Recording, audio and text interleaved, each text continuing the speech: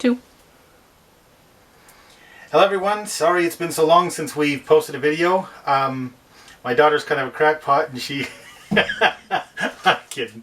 We'll start that over. You don't have to...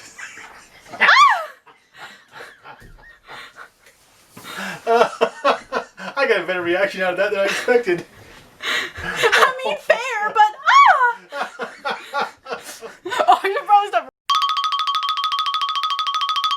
3, 2. Hello everyone. I've just been teasing my daughter, so we're having kind of fun. Oh my! No! No. No! 3, 2. Go whenever you're ready. Not stopping it again. Good. I'm putting this in the video. Are you really? Okay. Hello everyone. Sorry it's been so long since we recorded a video. There's been a whole lot happening, and just thought we'd give you a quick update, and then we'll start putting out some of the videos we've recorded on some of the progress we've made. It's been slower than I expected. I figured, you know, I'm in building, I can get this thing whacked out real quick and no big deal, but it's challenging trying to build something inside of a bus. There's a lot of interesting challenges that we deal with, so we'll go through a little bit of that. Another thing that I just didn't anticipate is how much fear people would have from me bringing a bus into the neighborhood. I have had people come over and yell at me because it's 7 o'clock in the afternoon. What the heck do I think I'm doing with a bus? They're trying to sleep. It's not that loud, but okay. And I even had a neighbor who had some relationship with the cop. I don't know what, because I talked to everyone else in the police department, and they said, there's nothing we can do. We understand that you're going to be just real temporary with this, and we'll work with you. It's not a big deal. But the sergeant, I don't know what she held over his head, but the minute she called him, he would come out and he'd say, I'm going to harass you until you get rid of this bus. I said, I've legally parked it. It's licensed. It's insured. Everything's okay. He says, I don't care. I'm going to harass you until you get this out of this neighborhood. And, you know, that was one story. So I moved it to a different neighborhood, different town even, and, you know, parked it over in an area where it would be okay. There's no houses on the street. It was, you know, away from anybody that had to deal with it, because I don't want to upset anybody. I'm peaceful. I want to get along with people. I got a lot of really good response from people. People loved the bus. I want to see the bus. That's amazing. What are you doing? I'd love to see your updates. But then there was 1 or 2 people, again, I guess the bus scared them. I'm not sure why, but I had even checked with the police department to make sure we were okay to park it there. Well, she called somebody, either the mayor or the councilman of the city, and I don't know what she held over them, but again, she was able to get them to come out and harass me illegally, but harass me, and I, rather than fight it, rather than cause trouble, I went ahead and moved the bus again. So that's been some of the challenges we've dealt with. Something to anticipate when you get into a bus is, you know, it's different. People don't understand it, especially people that buy a house, go to a regular job, and just live a regular life. They don't always understand what you're doing, and it scares them. So be prepared for some of that, and, you know, have some good plans for your buses of what you're going to do. Now I found a place where I can rent for about $65 a month, and I can put it here. It's got power, and I can work on the bus, and it works out pretty well for us, and it's pretty close to where we're staying, so that's a really good thing. That said, and you can see that the weather's warmed up, we haven't got the bus done, and we're not living in it yet, so obviously things have taken longer than we expected. So okay, so let's check out some of the stuff that's gone on while you've been gone, or while we haven't been giving updates. We've got some bungee cords laying in here. That was how we held the doors up while we brought the bus down to another location, so we could take those down because they kind of look ugly. We've got kind of a makeshift kitchen set up here. Pretty much I've got the bones, the structure of it set up here. We are going to be putting on some kind of really pretty countertop with an epoxy. One thing I would really like to try and do is maybe an ocean scene, so it looks like the beach with the ocean flowing out, the water and stuff. I'm not exactly sure yet. We'll still be working on that, and we'll update you on that, as well as how that went. We picked up this sink. It was, I think, 10 bucks on Facebook Marketplace. So that was quite a find. And we don't have the plumbing in for that yet. We've got our battery system hooked up, and it's hooked to our solar system. So we've got the batteries, we've got the charge controller. Back in there you can see we've got our 1000 watt inverter. Not terribly giant, but I think it'll satisfy our needs for now. And then we've got the digital controller that lets us know what's happening and keeps us updated on what is going on with it. As you look back here, and I haven't covered them yet, we will have a pretty piece of trim to cover this.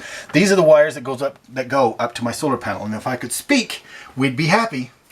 Okay, so the wires go up through there, through our paneling that we have up there. That will be removed at a later time, but for now we're not doing that. And then it comes across here into a hole that we cut in the roof. I put a lot of good silicone and I don't know what to call it. Anyway, so that the wires don't rub against the metal and cut holes in my charging wires. So I do have 600 watts of panels up on the roof, and we'll show you in a different video how we mounted that. But that is working amazing for us so far. We're loving it. I would like to get a couple more batteries because I'm able to charge the amount of the batteries. Because we're able to well charge more than just these two batteries. We could have some more batteries, so we got the capability for that. Okay, so this is where we're at with the bathroom. Sam made these doors. They're made like cabinet doors. They're very light so that we don't, honestly, I just don't want to have a lot of weight on my bus. I know a lot of people do a lot of fancy and wonderful things, and the bus can handle it, but I am going for extremely light weight in this bus so that we don't have to carry the extra weight and pay the extra gas to haul that around. So with that said, we have the toilet system is kind of buried under some storage and some shower stuff that we can use.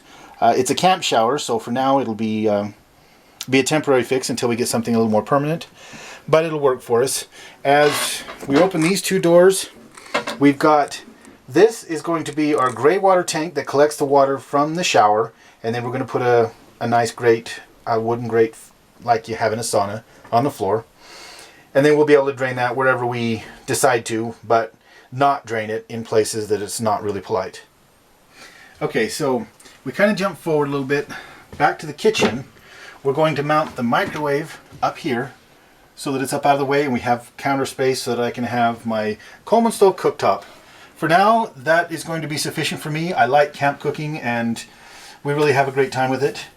I'm going to mount the generator that's under here in the back, and we'll be able to run my couple electronic, is that the right word? Electric skillet, my pressure cooker.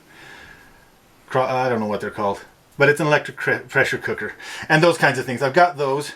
We've got the freezer up here that will run adequately with our setup. And up here is going to kind of be our pantry. Right now it's just a bunch of boxes, cleaning stuff and different things, but this will be our pantry, and it's almost 3 feet deep. It's about 32 inches deep. And then below that is Grace's bed, and right now that's my tool shelf. So she's really happy about that because she doesn't have a bed. Ha ha, kidding. And she's going to smack me when she turns off the camera. But this is where her bed will be. And then underneath here we've got these bins for storage, one for each of the kids. This middle one's a little higher because we have drawers on it, our wheels. We have drawers on our drawers. We have wheels under it. So I'm going to put wheels on all 3 of them because it works really a lot better than I expected it would on this floor. And then back inside I have some shelving storage. I have some shelving storage to have some stuff that we don't use as often, but we can easily access when we want it. Okay, as we come on back, we've got Nephi's bed here. Now if you look up underneath here, we welded a metal frame for Nephi's bed to try and save a little bit of space to give everybody just a little more headroom as they came across here. Strong enough that we can climb on it, jump on it, whatever, but it just didn't take up a lot of room by using the metal. Then on the bottom we have Sam's bed, and then he has storage underneath his bed that'll slide back in under there. These are heat registers. They came with the bus. I think it'd be nice to be able to have the heat running while we're driving, so for now I'm leaving those in. If we decide that it's not really for us, we'll go ahead and take them out and change that. Here we've just got the standard emergency escape For now, I'm going to leave that in. I think I'm going to swap it for a skylight because I want the extra light. Having that open with the fresh air coming in and the extra light, it's just nice, especially for the back of the bus where we're beginning to kind of close things in with doors, beds, and curtains. But for now, that's what we've got. This door is not mounted yet, but it will be our closet door. Inside the closet, right now we've got storage stacked because, again, we haven't moved in. But we've got our curtain rod here. Curtain rod. We've got our curtain rod here, ready for whatever hanging clothes we have, and then we'll have box storage and other things like that below. We'll have a shelf above here to be able to have just a little bit of additional storage, and then again, as this comes out, that'll give us all that much more storage that we have here. So, for that part. Now, we've designed this in so that when this door is mounted, I will be able to close it, and then with the bedroom door open and this door closed, we have a private area for the kids to come and get dressed, or me, or whomever. But here's a private area to get dressed, and not just in the bathroom. So now we have 2 areas that we can go and get dressed in. So that'll be kind of nice for the 4 of us staying inside this little space. This is the bedroom door, and if you'll excuse me, no, I'm just kidding. That's the way into the bedroom. 2. Okay, now, as you come into my bedroom, I've got kind of a standing desk, or I'll have a tall bench here that I can sit down and work on. This will be a workbench so that I can sit here and I can look out at the view, which right now I've got the pretty view of all the trailers and boats that are stored here. But we hope to soon have a nice mountain view there. But this will just kind of be my desk for when I'm working in the office. Here I'll be able to store books and computers and whatever that I need for my work, and then just pull it out and put it up on my desk. The reason I have it set up like that is because this was my queen size bed. However, I talked to a mechanic and he said I need to be able to access the top of my engine, which is right here. So I had to come in, cut this center section out of my bed, and so that we can access the top of the engine and do some of the maintenance work we have to do on the engine. So this panel here will be hinged at this point. We will lift it up against here, attach it up on the top, and then I'll have my desk to work here. When I'm ready to go to bed, fold it down, roll out the bed, and we're ready for bed. So that's a little bit of a change from before where I was going to put a closet here, but for now I really love having these windows and I want to be able to enjoy my view.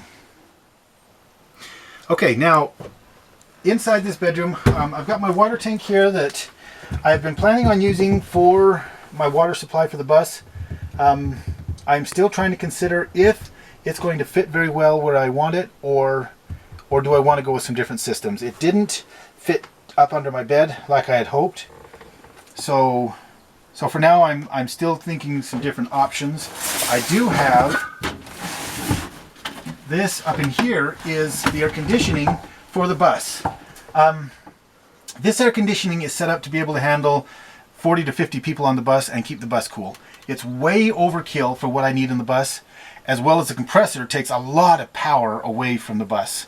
So I am going to remove this air conditioning setup and take that pump off of the motor. So if anybody wants a good AC unit for a reefer or some other thing that you've got, let me know, because it'll be for sale right quick. And we will be posting small videos of those updates and the progress of doing those as we recorded them. So thank you for watching. Like and subscribe to the video, and if you have any questions, feel free to comment and I will answer. I do watch these and I do answer my comments. So thank you and have a wonderful day.